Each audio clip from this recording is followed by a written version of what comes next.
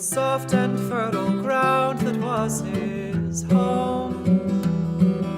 A mountain man has finally found his home. Many of the tales of heritage in families come from the idea of taking the paths that your ancestors took, living in the same places and doing the same things.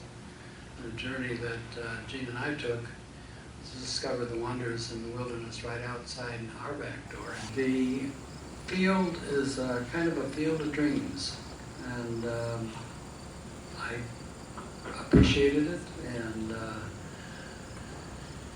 it is the thing that keeps us backpacking. The idea of being able to get out someplace that's tranquil and at peace and in harmony is very refreshing.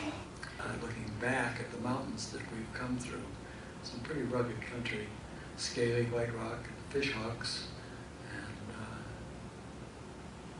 just a lot of memories. I mean, you can sit on a porch of a cabin up in the mountains and get this kind of view and do a lot of reminiscing. We're glad you're going with us on this trip. Co-op tended to be made up of friends who decided they wanted to get together and buy good food, and so we bought it in bulk and then divided it. Sometimes rode my bicycle in to help with the dividing, things like pouring molasses into smaller bottles and flour into pre-measured 5-pound or so, 10-pound bags. I think food is a part, community is another part of what we do together. On the fresh vegetables and fruits and so forth, to find out where these materials come from, and sometimes meet the people who are producing your food. This goes back to the cooperative spirit of communities from a long time ago. And so having that personal touch, I think, is key to living a wholesome life.